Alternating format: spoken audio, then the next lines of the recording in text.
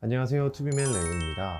오늘은 예복에 대해서 알아볼 텐데, 신부님들은 드레스에 대한 디자인이라든지 많은 정보들을 접할 수가 있는데 예복은 참 많이 없는 것 같아요, 그런 대한 정보들이. 그래서 오늘은 제가 멋진 연예인분들의 레퍼런스 이미지들을 가지고 그들이 어떤 디자인, 어떤 소재, 어떤 결혼식 컨셉을 잡고 입어야 할지 한번 살펴보는 시간을 가져보도록 하겠습니다.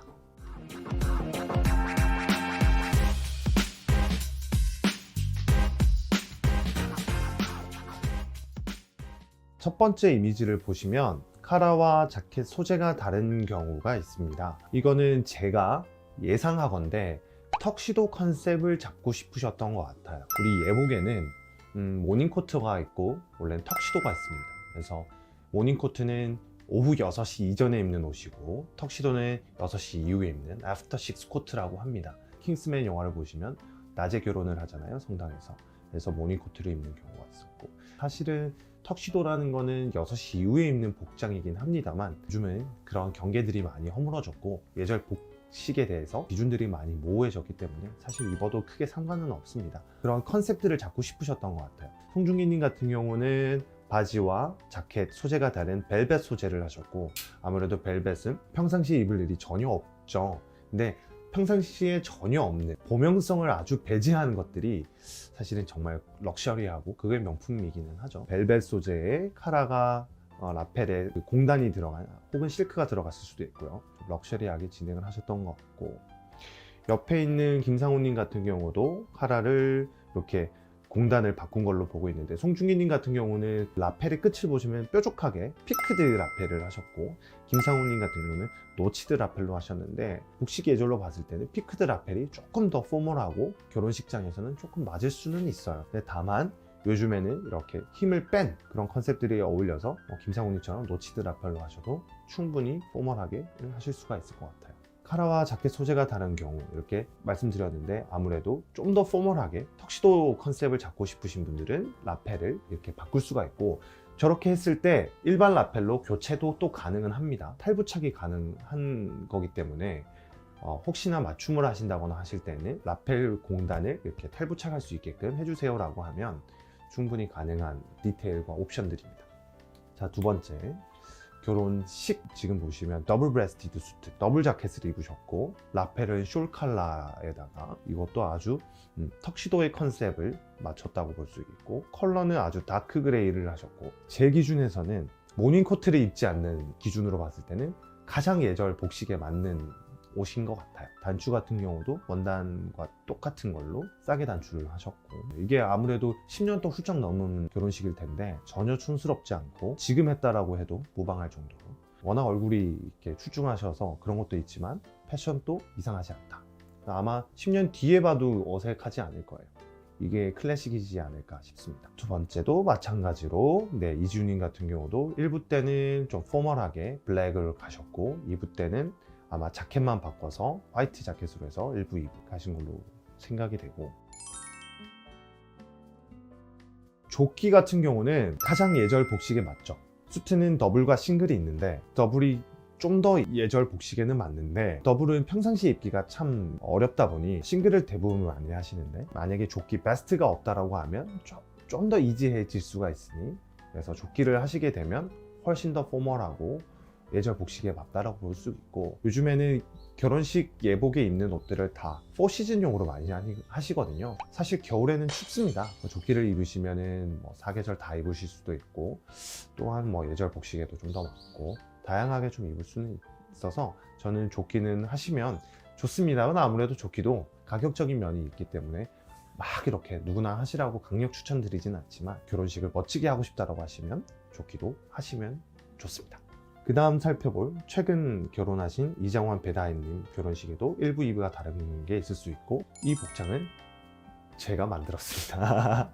1부는 블랙으로 이렇게 한 벌로 했고, 2부 때는 자켓만 바꿔서 더블로 진행을 했습니다. 또 제가 보타이 같은 경우도 11월 달에 제가 이태리 꼬모라는 도시가 실크로 유명한데 실크 보타이를 직접 제가 다 사왔어요. 보타이까지 저희가 다 제작해서 수트는 제작했고, 드레스는 케일라 베넷 드레스를 배다이님이 입으셨고, 촬영 때도 저희가 대여해드리는 턱시도로 촬영들을 다 하셨고, 결혼식 때도 제가 상담부터 가봉까지 저희가 직접 다 봐드렸고, 결혼식 때도 제가 옷을 다 갈아입혀 드렸고, 아주 결혼식장에 멋있었던 것 같습니다.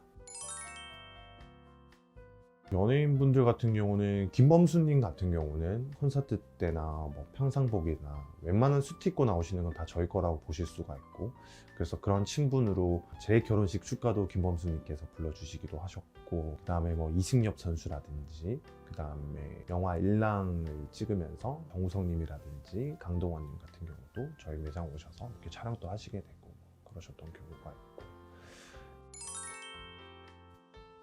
이장호님 같은 경우는 인터컨티넨탈 호텔에서 하셨고, 굉장히 좀 어둡고 좀 웅장한 그런 결혼식장 컨셉이었고, 배다혜님 드레스 같은 경우도 켈라 베넷 드레스였는데 굉장히 좀 실키한, 그래도 광택감들이 조금 있는 거라서 신랑님의 그런 소재도 너무 매트하거나 이렇게 융택이 없는 거가 아니고 조금 광택감이 있는 실키한 소재들로 사용을 했습니다. 아무래도 평상시에 범용성은 낮지만 결혼식 때 그날 당일에 멋짐을 강조하기 위해서 좀 많이 신경을 썼던 것 같습니다.